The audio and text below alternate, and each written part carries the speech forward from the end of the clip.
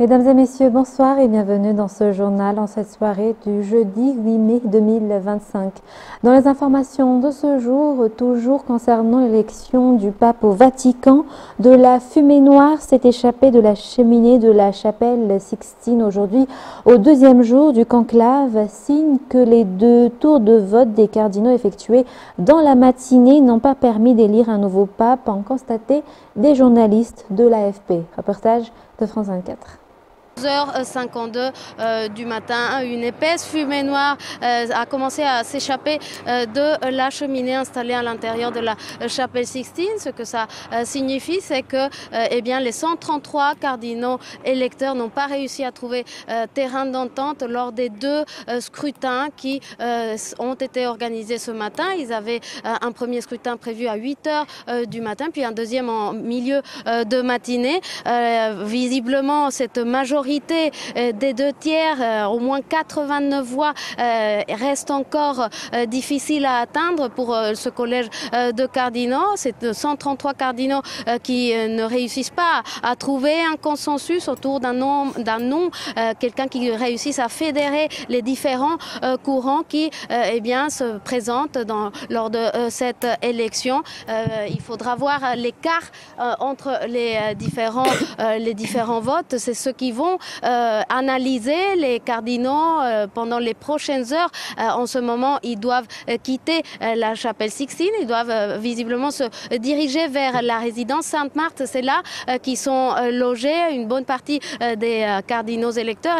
Et c'est là, pendant le temps du déjeuner, que les cardinaux vont visiblement commenter les résultats de ces trois derniers votes, celui d'hier et les deux votes de ce matin. Ils vont poursuivre les tractations, affiner les stratégies pour voir si lors du prochain vote, donc le quatrième vote, quel est le candidat qu'ils souhaitent soutenir pour augmenter ses soutiens ou au contraire pour diminuer et faire baisser un ou plusieurs candidats qui se présentent dans cette élection. C'est un processus qui permet aux majorités au sein de ce collège des cardinaux. C'est ce processus des votes qui se succèdent, c'est ce processus qui permet aux majorités d'émerger, de se consolider pour dans quelques jours, dans quelques heures, on ne le sait pas, on l'ignore, atteindre les deux tiers des scrutins lors de cette élection.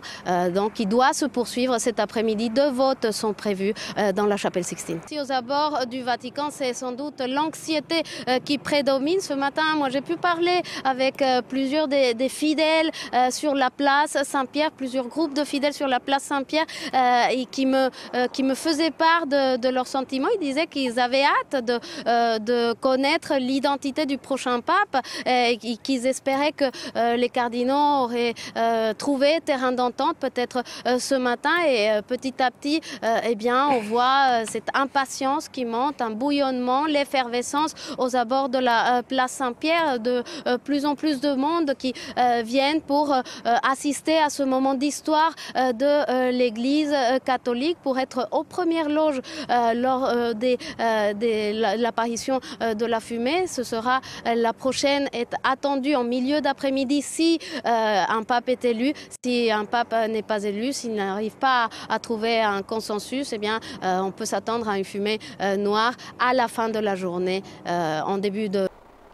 Revenons dans le pays, dans les actualités locales, à la suite de l'incident ayant causé la mort de 4 employés de l'APIPA à l'intérieur d'un regard temporaire d'eau usée situé à 67 hectares. L'INSTN, ou Institut national des sciences et des techniques nucléaires, a immédiatement pris en main l'enquête scientifique. Il a été révélé que la forte concentration de gaz, de monoxyde de carbone et dioxyde de soufre provenant des déchets et des eaux usées accumulées dans la zone constitue un danger mortel pour les employés de l'APIPA, selon les recherches menées par l'INSTN. Reportage. Rappelons que la semaine dernière, 4 employés de l'APIPA ont perdu la vie dans l'exercice de leur activité dans la nuit du vendredi 2 mai. Ils effectuaient leurs tâches habituelles au sein d'un des regards temporaires d'évacuation des eaux usées de la capitale.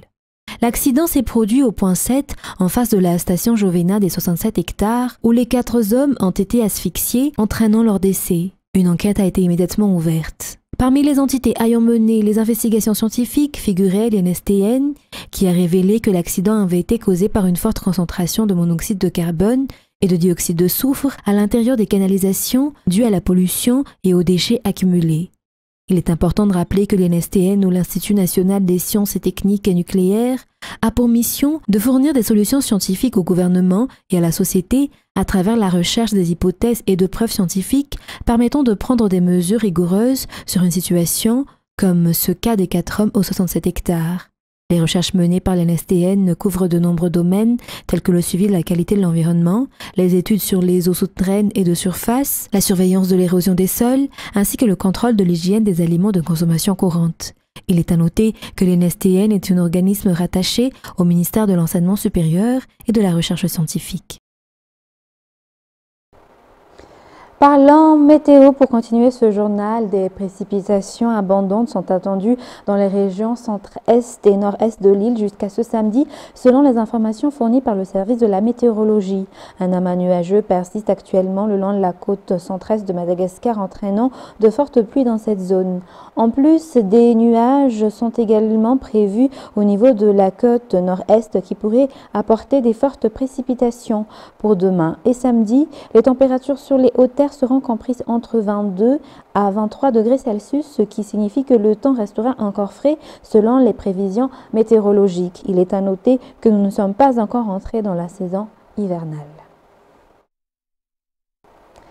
Dans les actualités économiques de ce soir, l'entreprise Bastouliar consacrera 4 millions de dollars avec une augmentation annuelle de 2% en guise de responsabilité sociétale des entreprises. Plusieurs infrastructures seront mises en place dans la région Anti-Mandjé-Fana grâce à ce financement. L'accord verbal relatif à cet engagement a été approuvé hier en Conseil des ministres. Les détails avec Ruth Christelle Rakoutmalal.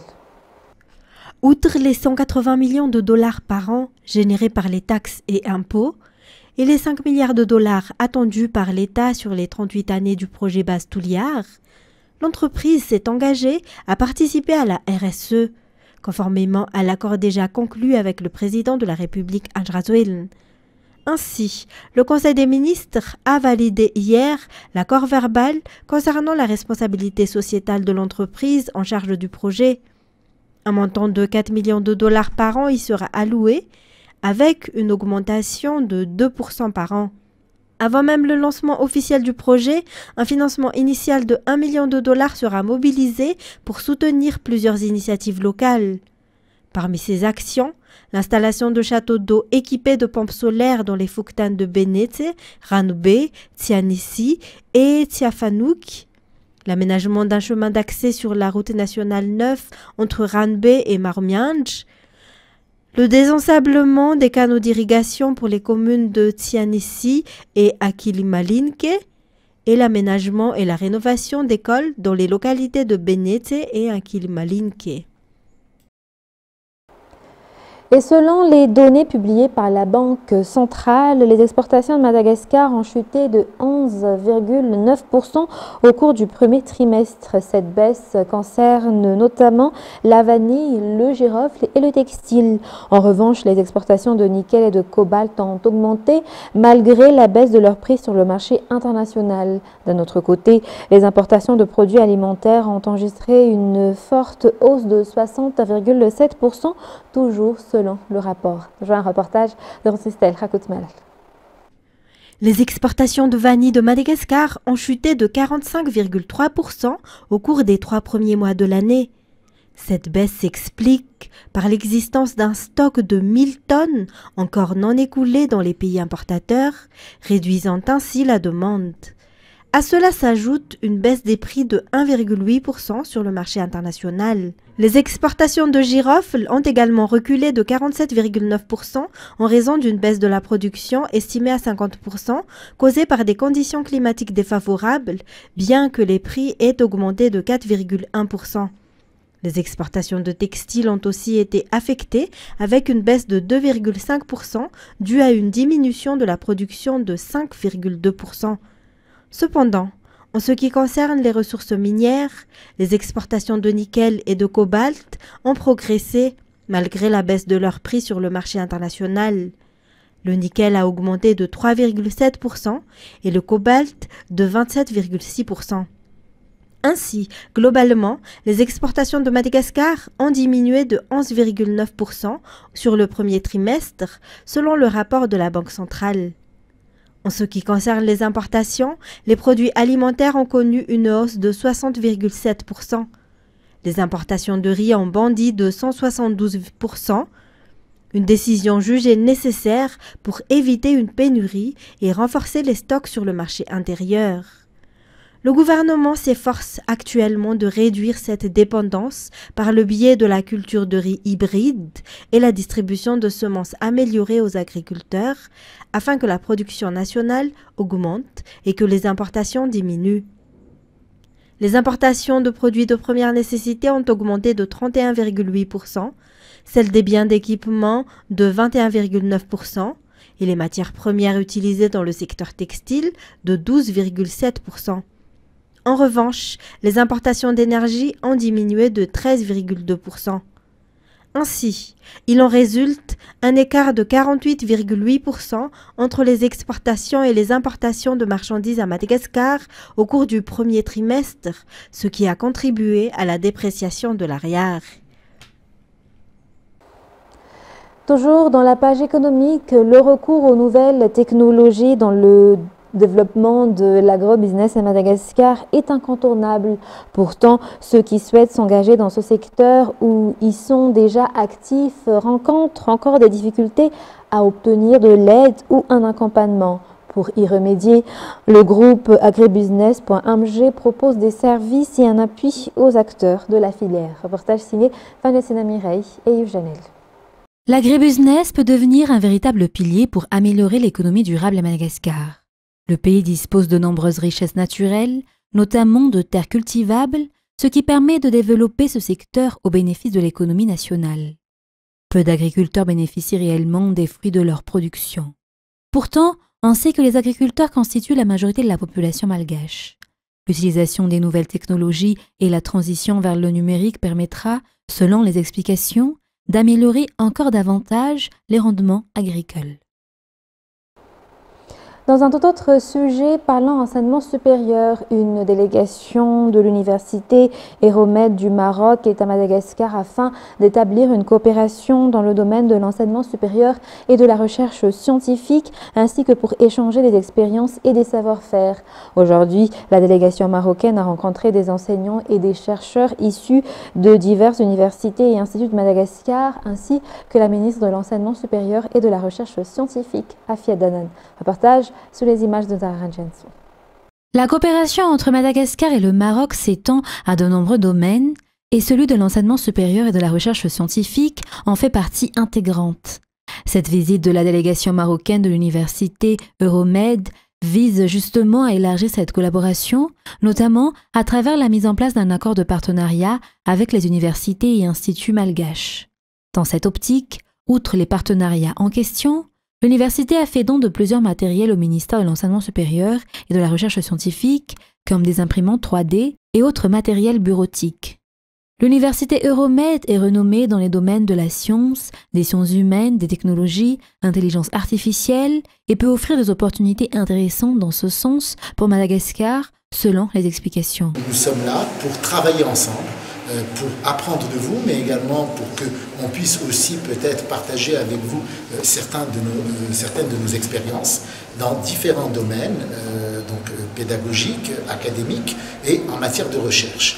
Alors ce matin, nous avons discuté des différents axes de collaboration avec nos homologues, donc des universités malgaches, sur différents domaines. Ça va des sciences humaines et sociales jusqu'aux sciences de la santé, mais avec un zoom, avec un focus important sur, disons, les métiers d'avenir, les métiers à haut impact socio-économique.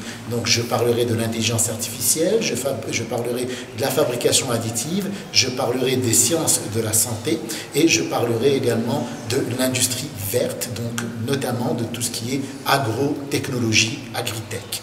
Donc voilà, nous sommes là pour essayer de développer des partenariats dans les deux sens, en termes de mobilité d'étudiants, en termes de mobilité de professeurs, et également pour développer des projets de recherche entre l'Université romaine de Fès et nos homologues et les universités malgaches, chacun dans les domaines d'intérêt qu'il privilégie au sein de son université.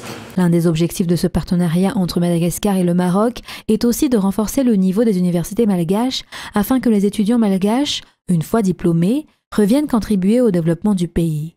Aujourd'hui, la délégation marocaine a rencontré des enseignants et chercheurs issus de diverses universités et instituts de recherche du pays, ainsi que la ministre de l'Enseignement supérieur et de la Recherche scientifique, Afia Danan. Et la semaine mondiale des infirmiers organisée à Mahajang dans la région Bouéni se clôturera le 12 mai prochain. Des actions de santé de proximité marqueront cet événement tout au long de la semaine. Reportage. La commémoration de la semaine des infirmiers pour l'année 2025 se déroule dans la région de Bouéni. Elle est célébrée du 6 au 12 mai. En signe de redevabilité envers la population, les infirmiers professionnels, qui sont au contact direct avec les citoyens, proposent de nombreux services de santé durant toute la semaine. Des prestations de santé en lien direct avec le métier d'infirmier seront proposées tout au long de l'événement. Ces services seront entièrement gratuits selon les explications. Les bénéficiaires appellent à la multiplication de ce genre de services. Il est à noter qu'on recense actuellement plus de 40 000 infirmiers à travers toute la grande île. Et pour préserver l'environnement face au changement climatique, les agriculteurs seront formés à la transformation des déchets alimentaires crus et cuits en compost et en charbon. Le projet a été lancé auprès des agriculteurs de la commune de Sabout-Namen et se poursuivra ensuite dans la commune d'Anoussiavaraj. Reportage de Felna Soul et Anzara Razonarville. Dans l'objectif de préserver l'environnement en limitant l'utilisation du bois et du charbon pour la cuisson, et afin de réduire les déchets dans la région d'Analamang, une entreprise privée a lancé un projet en partenariat avec la commune de Sabout-Namen. Il s'agit d'un projet de 6 mois axé sur la formation des agriculteurs à la transformation des déchets en compost et en biogaz. Après avoir formé plus de 50 agriculteurs depuis le début du mois d'avril dans la commune de Sabout-Namen, le projet passe maintenant à la deuxième étape qui consiste à collecter les déchets alimentaires crus et cuits sur le marché de Sabout-Namen. Cette action est menée en collaboration avec la commune et les agriculteurs bénéficiaires de la formation. La formation des agriculteurs à la valorisation des déchets pour en faire du compost et en charbon se poursuivra dans la commune d'Anoussiavaraj. Des compléments de formation sont également prévus sur l'utilisation du compost produit. En plus des bacs à déchets, les agents de la commune ont reçu des équipements tels que des casquettes, combinaisons, gilets et gants. Dans les actualités internationales de ce soir, le ministre indien des Affaires étrangères, Subramaniam Jaishankar, a averti aujourd'hui que toute attaque du Pakistan susciterait une réponse très ferme de l'Inde au lendemain de la confrontation militaire la plus violente entre les pays en 2 décennies. France 24. La tension est palpable et les forces de sécurité en alerte dans toutes les villes des zones frontalières du Pakistan. Qu'il s'agisse ici du Cachemire indien ou là dans l'état du Pendjab. Ambiance pesante également côté pakistanais, comme ici dans la ville de Muzaffarabad. Et dans les capitales, Islamabad et New Delhi, la surenchère verbale se poursuit ce jeudi, 2 jours après le début des échanges de tirs entre l'Inde et le Pakistan. L'Inde a commis une très grave erreur et devra assumer les conséquences de ses actions. Si nous sommes attaqués, il ne fait aucun doute que nous répondrons de façon très ferme. De part et d'autre, on s'accuse de tirs de missiles et de drones. Ce toit d'une maison à Karachi aurait été touché par un appareil sans pilote. Vers 9h45 du matin, quelque chose a frappé ma maison et brisé mon toit. Tout est devenu sombre en bas, les machines qui se trouvaient dans la salle de bain et d'autres choses à l'intérieur, tout était cassé, il y avait de la poussière partout. Le Pakistan, qui a fermé ses 3 principaux aéroports, affirme avoir intercepté 25 drones de fabrication israélienne et abattu 5 avions de chasse indiens. New Delhi a confirmé que 3 de ses chasseurs s'étaient écrasés. L'Inde a diffusé ces images de frappe et déclare de son côté avoir neutralisé la défense aérienne pakistanaise à Lahore. Le Pendjab pakistanais où se trouve la ville a été particulièrement ciblé par les missiles indiens, tout comme le Cachemire pakistanais où une mosquée a notamment été détruite mercredi. Je vis temporairement dans un sanctuaire depuis mercredi soir. Il n'y a pas de place dans la maison de nos proches. Nous sommes très contrariés et ne savons pas où aller. Des tirs d'artillerie ont été échangés toute la nuit le long de la frontière. Une quinzaine de morts et des dizaines de blessés avaient été recensés la veille dans ce village indien. En tout, une quarantaine de civils ont été tués par les bombardements dans les deux pays. Et alors que les chefs d'État commencent à arriver en Russie pour la parade du 9 mai à Moscou, les craintes pour la sécurité redoublent. La Russie a entamé une trêve dans sa guerre en Ukraine, mais Kiev a dit son opposition à ce cessez-le-feu. France 24. Le président chinois Xi Jinping accueilli en grande pompe, tout comme Lula, son homologue brésilien, ou encore Nicolás Maduro, le chef d'État vénézuélien. Un à un, les dirigeants étrangers arrivent à Moscou pour assister aux commémorations des 80 ans de la victoire sur l'Allemagne nazie. Le défilé du 9 mai, menacé par plusieurs attaques de drones ukrainiens ces derniers jours, mais le Kremlin se veut rassurant. Les services spéciaux et notre armée prennent toutes les mesures nécessaires pour que les célébrations de la grande victoire se déroulent dans un environnement calme, stable et pacifique. Volodymyr Zelensky, mais pourtant les dirigeants étrangers en garde, l'Ukraine ne garantit pas leur sécurité, elle qui a refusé la proposition de Vladimir Poutine d'une trêve le temps des festivités. Pour le moment, la défense antiaérienne russe est parvenue à neutraliser les drones ukrainiens, mais le fonctionnement des aéroports de Moscou est largement perturbé. Des avions bloqués au sol, des vols retardés ou annulés et des passagers dans l'attente. L'aéroport est bondé de monde. Nous sommes descendus au premier étage, dans le hall des arrivées. Au moins, il y a de la place pour s'asseoir ici. Au deuxième et au troisième étage, il n'y a pas de place pour s'asseoir. Malgré les craintes sur le bon déroulement des cérémonies, les véhicules militaires continuent les répétitions dans la capitale russe, sous les yeux de civils optimistes. Rien ne nous fait peur. Nous avons vu des attaques plus graves. C'est très calme ici, comparé à l'ouest de la Russie. C'est beaucoup plus sûr ici. C'est très impressionnant. Je suis fier de notre pays, fier de la Russie. Une dizaine de blindés dernier cri défileront vendredi sur la place Rouge. En revanche, la tenue d'une parade aérienne reste très incertaine par crainte d'une nouvelle attaque de drones ukrainiens. Mesdames et messieurs, c'est la fin de ce journal. Nous vous remercions de votre fidélité. Très bonne suite de programme sur Viva.